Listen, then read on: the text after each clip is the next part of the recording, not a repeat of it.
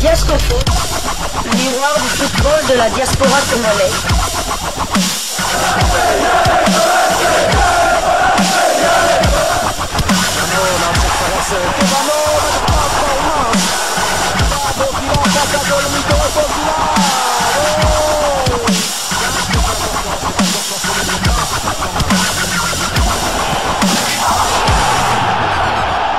Diascofoot, le miroir du football de la diaspora congolaise.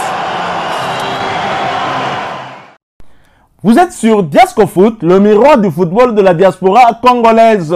Diascofoot vous dit bonjour, tout le plaisir est pour nous de vous retrouver, mais surtout de savoir que vous êtes nombreux en train de suivre votre chaîne YouTube dédiée uniquement aux footballeurs de la diaspora congolaise.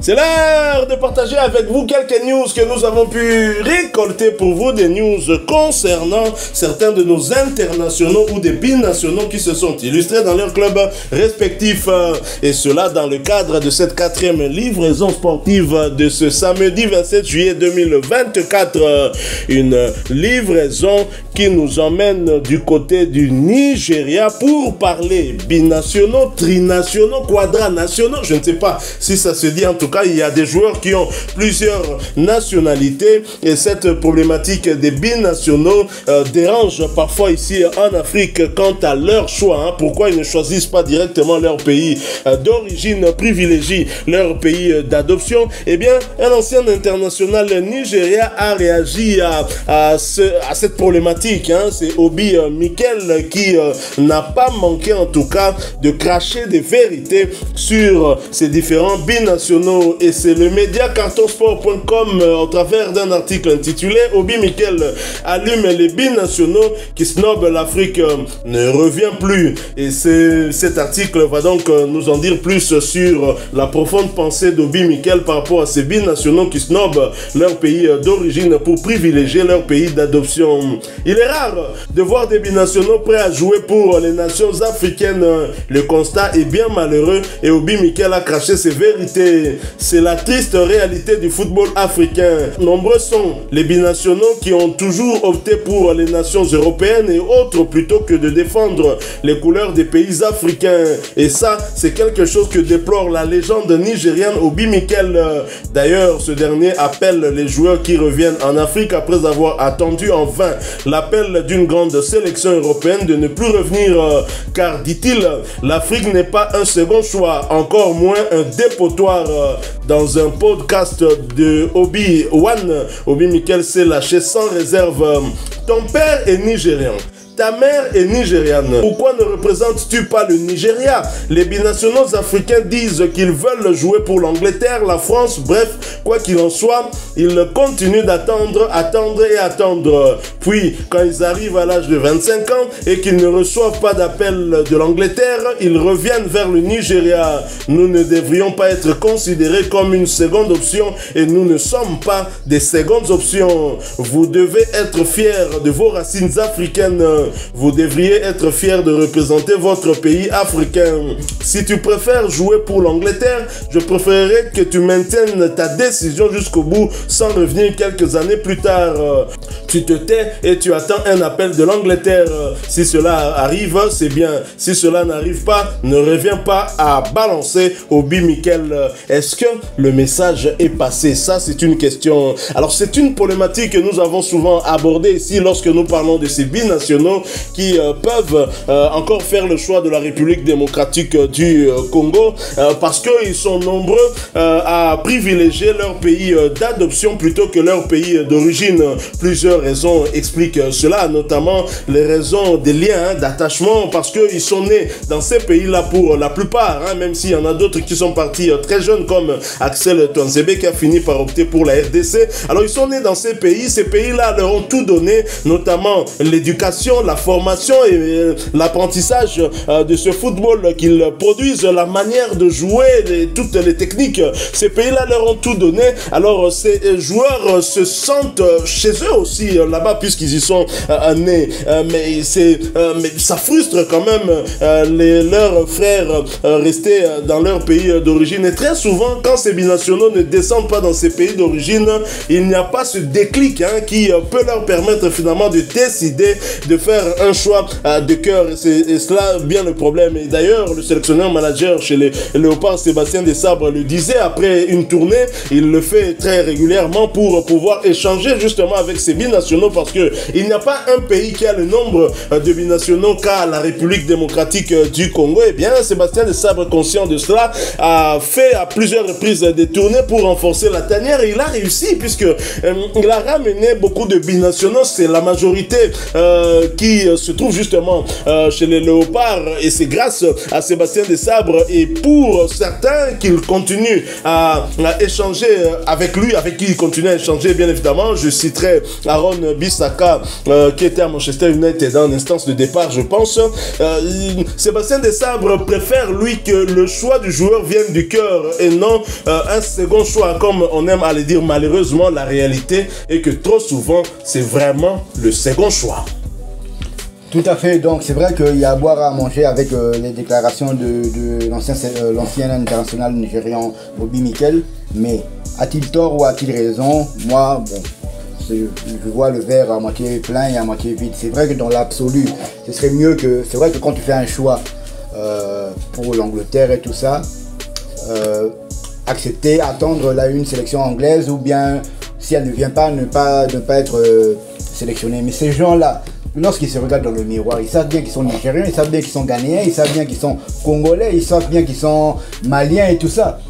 Nico Williams, je crois, celui qu'on a vu, le Ghanéen qu'on a vu exceller du côté de l'Espagne. Il joue pour l'Espagne. Son frère joue pour le Ghana. C'est vrai que son frère est moins talentueux, on va se le dire, on va pas se le cacher, moins talentueux. Mais j'ai vu des photos, il part au Ghana, ils se sont ghanéens. J'ai même vu une vidéo, il est en train de manger du foufou. Une autre vidéo qu'il est en train de montrer à comment il s'appelle, l'international espagnol Dani Olmo. Comment il mangeait du foufou. Dans la culture ghanéenne. Il a la culture ghanéenne, il mange des pepper soup, il a la culture ghanéenne, donc on ne peut pas l'empêcher. Ces binations sont assis entre deux chaises. On en a déjà assez souvent dit. Moi, personnellement, je comprends leur désir de jouer pour leur pays d'adoption. Ce sont des gens, par exemple, qui sont nés en France, par exemple, en Belgique et tout ça. Ils y ont passé toute leur vie. En 98, la France gagne le mondial. Ils s'identifient aux Zizou, aux Thierry Henry, tout ça. Ils descendent parfois aussi dans la rue, ils klaxonnent avec leurs parents. Ils ont des écharpes avec il est marqué Allez les Bleus et tout ça. Ils ont grandi comme ça, ils se sentent français. Donc d'un point de vue, d'ailleurs Dylan Batoubici l'avait dit clairement, c'est normal qu'ils privilégient d'abord la France par rapport à la RDC. Mais prendre la RDC, c'est vrai que c'est quand même un deuxième choix. Choisir la RDC comme deuxième choix, ce n'est pas faire une insulte à la RDC. C'est la faute aux pays africains. Mettons des structures, faisons en sorte que non, au lieu que nos joueurs soient formés du côté de la France, de la Belgique, de l'Angleterre, de la Suisse, formons aussi nos joueurs en RDC et envoyons l'air dans des grands clubs et ils vont nous revenir. On a vu la génération Asseg Mimosa, tout ça, avec les frères Touré, les Dindan et tout ça. Ils ont apporté un plus en équipe nationale ivoirienne. Et là, quand ils apportent un plus en équipe nationale ivoirienne, les binationaux c'est vrai que Didier Drogba n'était pas encore vraiment le Didier Drogba de Marseille. Mais quand ils voient que cette équipe est compétitive et qu'elle a du talent, Didier Drogba n'est venu qu'apporter un petit plus à cette équipe. Même sans Didier Drogba, cette équipe était très forte. La preuve en est, Didier Drogba n'a jamais gagné une CAN avec la Côte d'Ivoire. Donc pour moi, c'est vrai qu'il a raison dans le fond, mais il y a quand même à boire et à manger, je comprends ces binationaux. Imaginez-vous que si on suit le raisonnement que ces binationaux réfléchissent comme Obi Mikel, quel serait le sort de la RDC actuellement? Pour même Dimitri Berthaud a joué en équipe de France de jeunes. Je ne sais pas si Moutoussamy ou Massoua qu'on jouait, mais on n'aurait pas les Gaël Kakuta, on n'aurait pas les Cédric Bakam qui était même champion U19 avec la France aux côtés de Lacazette et des Griezmann. Donc on n'aurait pas tous ces grands talents qui apportent un plus à la République démocratique du Congo. Non, moi je ne pense pas que quand ils viennent là, ils viennent avec des pieds de plomb, ils traînent les pieds. Non, ils se donnent quand même à fond pour le pays. Je pense que quand ils ont tourner le bouton de la déception de l'équipe de France ou de la Belgique. Ils se donnent à fond pour la RDC et on voit les résultats actuellement. Et oui, tout à fait. Et moi, j'allais intervenir aussi pour dire, bon, c'est vrai, quelque part, on comprend un peu cette approche d'Obi Mikel, hein, mais comme vous l'avez dit, dans cette histoire, il y a vraiment à boire et à manger. Je crois que, est-ce que devrons-nous blâmer ces enfants qui sont nés dans ces pays-là? Vous-même, vous avez un enfant né en France, l'enfant qui apprend la culture de son pays d'origine peut-être à la maison, mais pas tout le temps. Mais quand il sort, il est dans la rue, quand il est à l'école, c'est la culture du pays d'adoption. Il y est né, il a des modèles de ce pays-là, et donc c'est un peu compliqué pour un tel enfant. Encore que je pense que le travail, ça devrait plutôt interpeller les pays africains plutôt que les binationaux. Interpeller les pays africains en ce sens que certains ont bien compris cela depuis très longtemps, surtout les pays du Maghreb qui agissent en amont. Il faut bien agir en amont et non pas attendre qu'un joueur commence à briller pour aller maintenant le contacter, oubliant que ce joueur-là, peut-être qu'à 15 ans, avait déjà été contacté par les équipes de jeunes de son pays d'adoption. On lui a montré qu'on le voulait. Alors que chez nous, on attend que Lamine Yamal joue maintenant à l'équipe première de Barcelone pour maintenant commencer à dire, ah, vous savez, il est d'origine congolaise. Non, il doit venir chez nous. Non, mais quand Lamine a commencé en bas, il n'y a aucune politique justement de suivi de tous ces binationaux. On devrait mettre en place cette politique-là pour savoir, par exemple, en Ligue 1, dans toutes les équipes de Ligue 1, la plupart des équipes ont leur centre qui forme des joueurs. Est-ce qu'il y a des joueurs d'origine congolaise? Commencez déjà à prendre langue et non pas attendre quand le petit brille. Nous aussi, nous venons par intérêt. Alors c'est tout à fait normal que ces jeunes-là puissent aussi faire leur choix par rapport à leurs intérêts. Certains pays africains ne sont pas au niveau, qu'on ne se le cache pas. La République démocratique du Congo, ça fait 50 ans cette année qu'on n'est plus allé en Coupe du Monde. Et vous voulez qu'un joueur vienne pour ne jamais aller en Coupe du Monde, alors que le rêve de tout joueur, c'est aussi d'aller en Coupe du Monde. La France, la Suisse, la Belgique, l'Angleterre lui donnent cette possibilité-là parce qu'il y a une certaine bonne organisation. Au niveau de l'Afrique, nous devons hausser notre niveau. Nous devons avoir une très bonne gouvernance du sportif, et surtout parce que ce n'est pas seulement pour le football, c'est dans d'autres disciplines aussi, mais nous parlons particulièrement du football. Je pense que au niveau de chaque pays, je prends l'exemple de la République démocratique du Congo qui doit être le pays modèle puisque c'est nous qui avons le plus grand nombre de binationaux, mais il n'y a aucune politique dans ce sens. Alors on ne peut pas être étonné que Bissaka continue à attendre l'Angleterre, même si nous aussi on a maintenant un regard un peu étonné. On sait que Southgate ne va pas les prendre. Il y a Kaka papa, mais il est en train de traîner. C'est vrai, quelque part ça fait mal. Ce que Fayoulou a fait par exemple, on l'a appelé, il a accepté, puis après il change à la dernière minute, finalement là-bas on le rejette, il revient. En ce sens-là, c'est vrai que c'est un peu blessant, mais soyons réalistes. Essayons d'abord de mettre en place une très bonne organisation. Commençons déjà à contacter ces jeunes dès leur bas âge, parce que c'est ce que font justement ces pays d'adoption. Et eux n'attendent pas. Alors il ne faudrait pas après maintenant seulement qu'à dire que Makile Gangui, que le sang a crié. Non, il faut une organisation en place et rassurer ces jeunes. Je prends un autre exemple. Christian Luyindama qui arrive à Galatasaray, il joue très bien, un très bon niveau. Il va se blesser du côté de la Gambie. Jusqu'aujourd'hui, Christian Luyindama n'est plus revenu à son meilleur niveau. Qu'est-ce que la République démocratique du Congo a fait pour ce joueur? Donc voilà, autant de questions que peuvent se poser des binationaux sur la viabilité de ces équipes nationales, même si ce sont des équipes de cœur, vu que je suis originaire de là et que je partage peut-être cette culture en moi, ces mêmes valeurs, des valeurs africaines en moi, même si je n'ai pas vécu ça. Mais qu'est-ce que nous faisons justement pour rassurer ces jeunes, leur dire qu'on ne saura peut-être pas vous mettre dans les mêmes conditions que là-bas, mais en tout cas, on va essayer de nous battre pour qu'on soit même à 30, 40, voire 50% de ce niveau-là. Mais les pays du Maghreb, eux, le font déjà, le Maroc, l'Algérie et même la Tunisie. Vous voyez des joueurs, dès leur jeune âge, choisir directement le Maroc ou la Tunisie.